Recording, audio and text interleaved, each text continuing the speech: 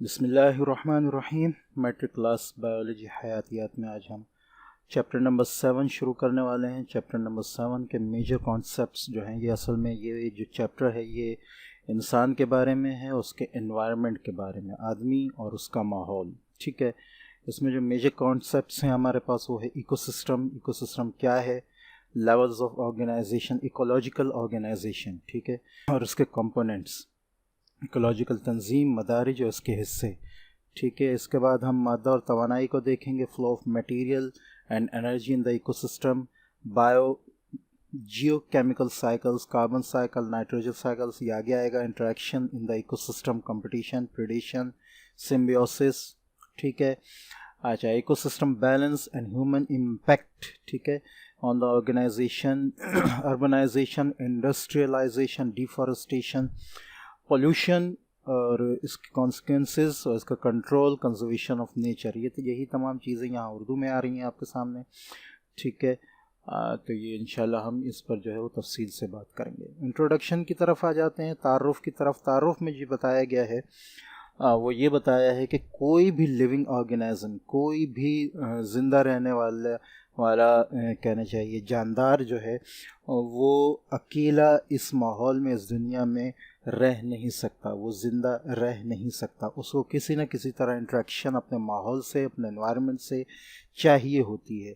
और वो इंटरेक्शन जो है वो जानदार चीज़ों से भी चाहिए होती है, बेजान चीज़ों से भी चाहिए होती है। ठीक है, तो अगर हम बेजान चीज़ों की बात करें तो उसमें हमारे लिए, यानी किसी भी ज़िंदा रहने वाले जानदार के लिए जो है वो लाइट बहुत ज़्यादा ज़रूरी है। सनलाइट, सूरज की रोशनी, उसके अलावा टेम्परेचर, एक ख़ास टेम्परेचर होना चाहिए, दर्जा हरारत, पानी, ठीक है, वाटर, सॉइल, मिट्टी और हवा। इसके अलावा और भी चीज़ें हैं, लेकिन ये मेजर चीज़ें हैं जो यहाँ बताई भी गई हैं। ठीक है, तो यूँ कहें कि जो बेजान चीज़ें बहुत ज़्यादा ज़रूरी हैं वो लाइट है, टेम्परेचर है, वाटर है, सॉइल है और एयर, हवा है। ठीक है, और उसके बाद कुछ जानदार चीज़ें भी हैं, जानदार जो साथ होना, उनके साथ होना ज़रूरी है, वो भी आगे तफसील से आ जाएंगे। ठीक है, तो यही चीज़ यहाँ बताई गई है। ठीक है, यहाँ दो चीज़ें बताई गई हैं कि जो बेजान चीज़ें हमारे साथ इंटरेक्ट कर रही होती हैं वो एबायोटिक कहलाती हैं, और जो जानदार चीज़ें हमारे साथ इंटरेक्ट कर रही होती हैं उनकी तफसील आगे आ जाएगी, बायोटिक कहलाती हैं। ठीक है, एबायोटिक कंपोनेंट, बायोटिक कंपोनेंट। ठीक है, ये गैर जानदार अशिया और जानदार अशिया। ठीक है, अच्छा, तो ये तमाम जितनी भी जानदार और बेजान अशिया हैं, इनके साथ दूसरे जानदारों का इंटरेक्शन अपने ज़िंदा रहने के लिए बहुत ज़्यादा ज़रूरी है। ठीक है, और यही चीज़ यहाँ बताई गई है। यहाँ एक बायोलॉजी माहौल के बारे में जिसमें हम पढ़ते हैं, ये तमाम चीज़ें और इनका ताल्लुक़ तफसील से देखते हैं, वो इकोलॉजी या एनवायरमेंटल बायोलॉजी कहलाती है। ठीक है, माहौलियाती हयातियात कहलाती है। The scientific study of environment, ecology, evolution and global change within a combined form. इन तमाम चीज़ों का मिला के जो है जहाँ स्टडी किया जाता है वो एनवायरमेंटल बायोलॉजी कहलाती है। ठीक है, यहाँ पे भी यही चीज़ आ गई है कि ये जो है माहौलियाती हयातियात कहलाते हैं। ठीक है, नेक्स्ट जो हमारा टॉपिक है, अच्छा, it examines the ways where organism, species and communities influence and impacted by natural and human altered ecosystem. ठीक है, ये किस तरह आपस में एक दूसरे के साथ जो है वो काम करते हैं और एक दूसरे के साथ असरअंदाज होते हैं, ये तमाम चीज़ें जो हैं ये इस ब्रांच के अंदर बायोलॉजी की पढ़ी जाती हैं। नेक्स्ट जो हमारा टॉपिक है वो है लेवल ऑफ इकोलॉजिकल ऑर्गेनाइजेशन। ठीक है, हमने गालिबन चैप्टर नंबर 1 में बड़ी तफसील से पढ़ा था, मेरे ख्याल से चैप्टर नंबर 1 ही था या चैप्टर नंबर 4 है। बहरहाल के खुलियों से मिलकर, यानी सेल्स से टिश्यूज़ बनते हैं, टिश्यूज़ से जो है फिर ऑर्गन्स के साथ फिर कहना चाहिए कि ऑर्गेनिक सिस्टम बनता है, फिर पूरा ऑर्गेनिज्म बनता है, और उसके बाद ऑर्गेनिज्म से फिर कई ऑर्गेनिज्म मिलते हैं, तो फिर एक पॉपुलेशन बनती है, कम्युनिटी बनती है, फिर आखिर में आता है बायोस्फीयर बनता है। ठीक है, तो मैं देखूंगा वो वीडियो अगर हुआ तो मैं इंशाल्लाह उसका जो है वो, क्योंकि वहाँ भी अगर आप देख लेंगे तो बहुत तफसील से अच्छी तरह समझ में आ जाएगा। ठीक है, तो वो जो है वो मैं लिंक इंशाल्लाह डिस्क्रिप्शन में डाल दूँगा।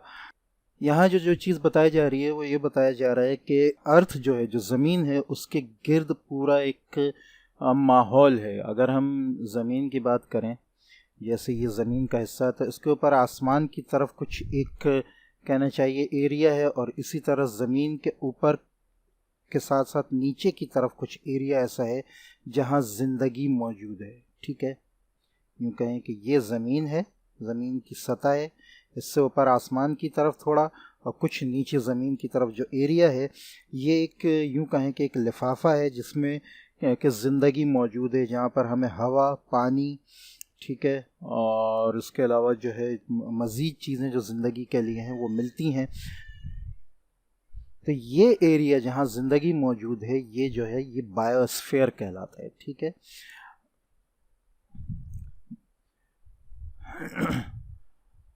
तो life is supported on earth within thin envelope of air, water, soil. यहाँ पे हवा, पानी और मिट्टी मौजूद है। No life exist beyond the earth atmosphere. इस एरिया के अलावा जो मैंने बताया, कुछ नीचे और काफ़ी ऊपर, इसके अलावा ज़िंदगी कहीं मौजूद नहीं है। This life sustaining envelope of earth is called, ये एरिया जो है ये बायोस्फीयर कहलाता है। ठीक है, in ecology the level of organisation range from organism to biosphere. अच्छा, जब हम बात करते हैं, जो हमने इससे पहले जो बात की थी वो थी सेलुलर ऑर्गेनाइजेशन की। ठीक है, यानी एक सेल से खुलिये से, यानी सेल से एक टिश्यू बनता है, टिश्यू से और ऑर्गन बनता है, ऑर्गन से फिर ऑर्गेनिक सिस्टम बनता है। ठीक है, फिर ऑर्गेनिज्म बनता है। अब ये ऑर्गेनिज्म यानी सेल से लेकर ऑर्गेनिज्म तक का जो है ये हिस्सा हटाकर अब ऑर्गेनिज्म से यानी जानदार से लेकर पूरे बायोस्फीयर तक, उस वीडियो में जो चीज़ बताई गई है जिसमें पॉपुलेशन आता है, आबादी, कम्युनिटी आती है, ठीक है, माहौल आता है, और उसके बाद बायोस्फीयर पूरा आता है। ये सिस्टम जो एक जानदार से लेकर पूरी दुनिया तक का है, ये जो है ये कहलाता है इकोलॉजिकल ऑर्गेनाइजेशन। ठीक है, माहौलियाती ऑर्गेनाइजेशन कहलाता है। ठीक है, तो इसमें इकोलॉजी में जो है ये चीज़ जो डिस्कस की जाती है, यानी एक जानदार से लेकर पूरी दुनिया तक का जो पूरा सिस्टम बन रहा है, ये डिस्कस किया जाता है। ठीक है, तो इसमें सबसे पहली चीज़ जो है वो है हैबिटाट। हैबिटाट क्या है कि हैबिटाट एक माहौल है जो मस्कन, ठीक है, हैबिटाट एक माहौल है जो किसी भी जानदार का है। जैसे हैबिटाट ऑफ फ्रॉग, मेंढक का जो हैबिटाट है वो पॉन्ड है। ठीक है, अच्छा, अब इसको हम क्या कहेंगे, एक ही किस्म के, एक ही स्पीशी के जानदार, एक जो है वो तो ऑर्गेनिज्म हो गया। ठीक है, जानदार हो गया। ठीक है, कई एक ही स्पीशी के बहुत सारे जमा हो जाएं, वो जगह जो है वो कहलाती है पॉपुलेशन। ठीक है, अच्छा, इसके साथ साथ दूसरी एक और स्पीशी, दो तीन और स्पीशी आ गई। जैसे मेंढक के साथ हमें कुछ वहाँ के पौधे मिल गए। ठीक है, हाइड्रा वगैरह कुछ पौधे हैं, तो ये दो तीन स्पीशी जमा हो गई हैं। जब ये दो तीन स्पीशी जमा होंगी तो ये हो जाएगा कम्युनिटी। ठीक है, ये आ गई आपकी कम्युनिटी।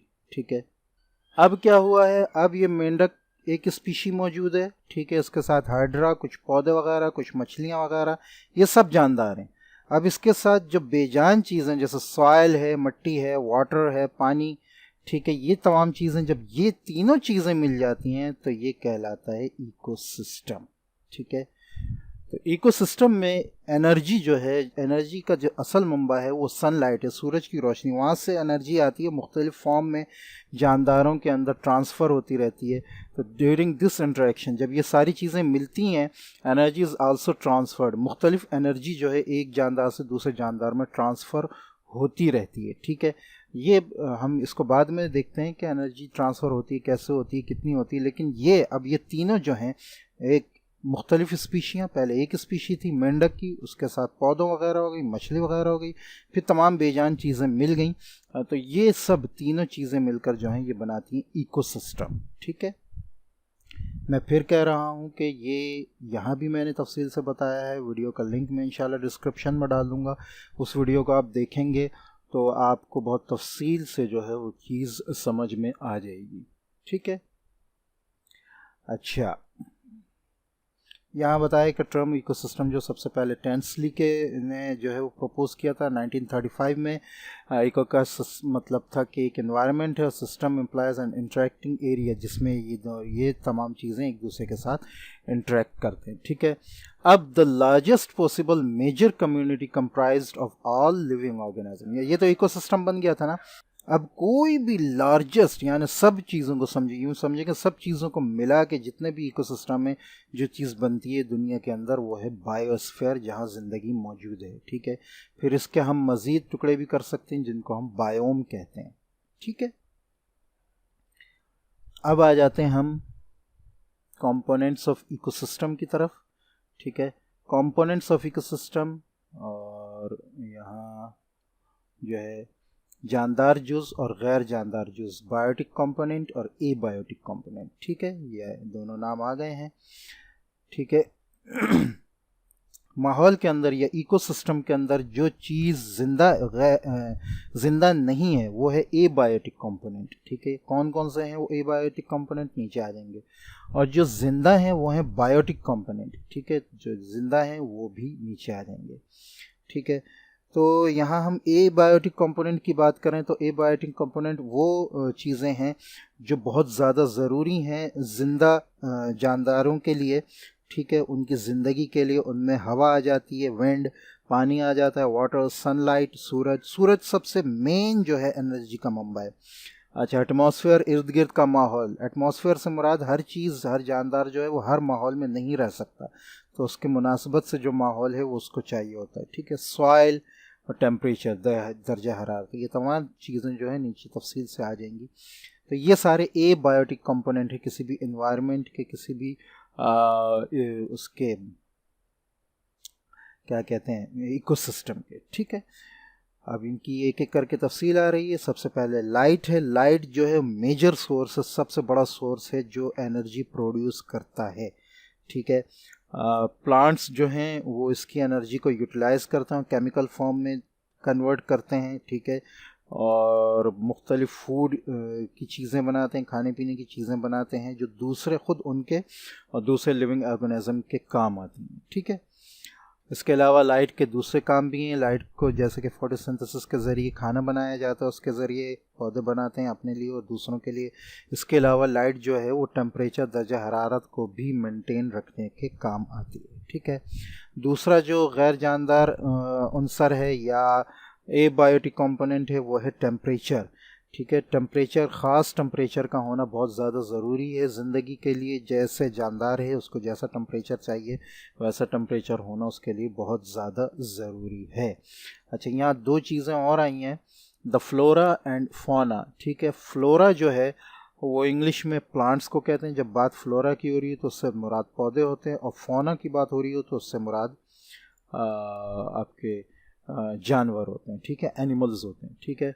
तो टेम्परेचर इन दोनों के लिए बहुत ज़्यादा ज़रूरी है। इसके बाद एंजाइम्स की जो एक्टिविटी है वो ख़ास टेम्परेचर में वर्क करती है। यही वजह है कि जब टेम्परेचर बहुत ज़्यादा हो या बहुत कम हो तो जिस्म के अंदर एंजाइम्स काम करना छोड़ देते हैं और जिस्म जो है वो मौत की तरफ चला जाता है, ठीक है। नेक्स्ट जो एबायोटिक कंपोनेंट है वो है वाटर, पानी। पानी भी बहुत ज़्यादा ज़रूरी है इसलिए कि ये प्रोटोप्लाज्म का मेजर पार्ट है। प्रोटोप्लाज्म यानी खुलिये के अंदर जो असल मादा है, साइटोप्लाज्म, न्यूक्लियस को मिलाकर, तो ये उसका मेजर पार्ट है, लिहाजा ये बहुत ज़्यादा ज़रूरी है। दूसरे ये यूनिवर्सल सॉल्वेंट है, ठीक है, ये मुहल्लिल का काम करता है, ठीक है। तो यूनिवर्सल सॉल्वेंट यानी इसमें बहुत सारी चीज़ें जो हैं वो हल हो जाती हैं जिसकी वजह से ये बहुत ज़्यादा काम आता है, ठीक है। प्लांट्स के लिए भी ये बहुत ज़्यादा ज़रूरी है इसलिए कि प्लांट्स ज़मीन के अंदर से जो है मुख्तलिफ इनऑर्गेनिक सब्सटेंस जो है, गैर नामियाती चीज़ें जो हैं वो वैसे ही एब्जॉर्ब नहीं कर सकते, वो पानी के साथ अपने अंदर लेकर आते हैं, ठीक है।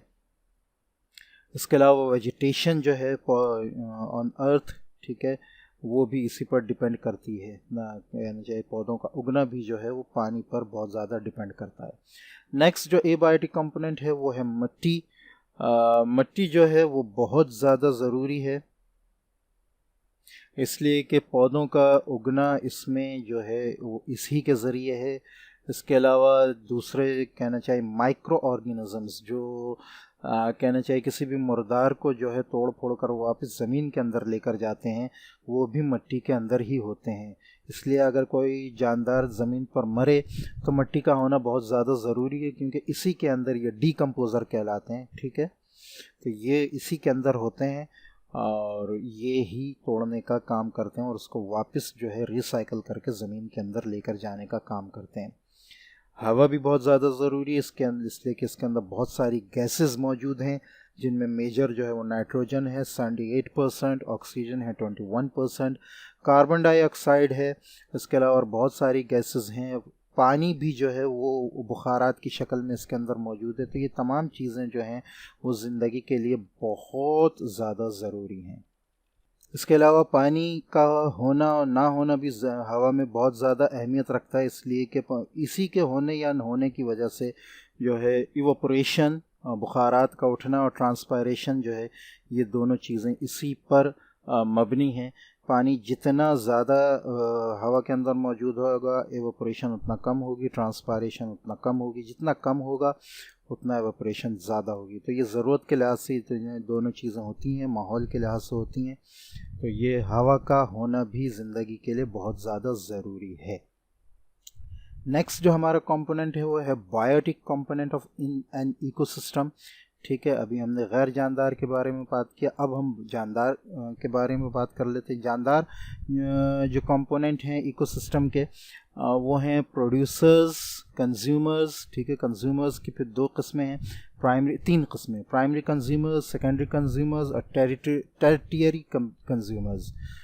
ठीक है, और उसके बाद तीसरा है डिकम्पोजर्स। तो ये जानदार में ये तीन हैं, प्रोड्यूसर्स, कंज्यूमर्स और डिकम्पोजर्स। और कंज्यूमर्स की मज़ीद तीन हैं। ठीक है, तो इनका हम तफसील से देख लेते हैं।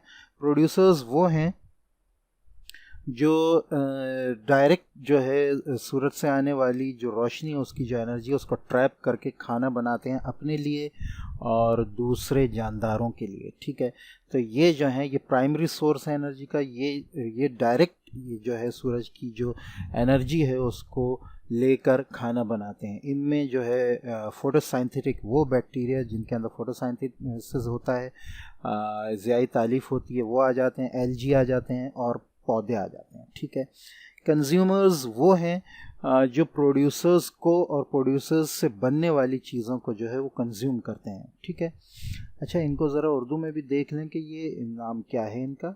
ठीक है, बायोटिक में पैदावारी है, प्रोड्यूसर्स, कंज्यूमर्स, सारिफीन, इब्तदाई सारिफ, सानिवी सारिफ, सलासी सारिफ। ठीक है, और डीकम्पोज़र जो है वो है तहलीली, ये हल कर देते हैं तमाम चीज़ों को। ठीक है, तो ये उर्दू में भी आ गया आपके सामने, बाकी ये सारी जो है तफसील उर्दू में ही आ रही है। तो कंज्यूमर्स वो एनिमल्स हैं, वो जानदार हैं जो इनको और इनसे बनने वाले खाने को, फूड को जो है वो करते हैं, इस्तेमाल करते हैं। ठीक है, अच्छा प्रोड्यूसर्स में बता दिया कि फोटोसाइंथेटिक बैक्टीरिया आ जाते हैं, एल्गी आ जाते हैं, ख़ास तौर पर प्लांट्स आ जाते हैं, पौधे, क्योंकि वो डायरेक्ट जो है वो सूरज की रोशनी को ट्रैप करके खाना बनाने होते हैं। कंज्यूमर्स वो हैं जो इनको खाते हैं। ठीक है, जैसे ग्रास हॉपर है, ठीक है, टिड्डा है, वो पौधे खाता है। ठीक है, अच्छा पहले इसकी जो है वो दो तीन किस्में उनमें देखेंगे। बहरहाल कंज्यूमर्स वो हैं जो इन पर डिपेंड करते हैं। कंज्यूमर्स में सबसे पहला प्राइमरी कंज्यूमर्स है जो डायरेक्ट पौधों को खाता है, जैसे ग्रास हॉपर हो गया। ठीक है, ये लीव्स खाता है, पत्ते खाता है, ये हर्बीवोरस कहलाते हैं। ठीक है, उर्दू में देख लेते हैं ये क्या है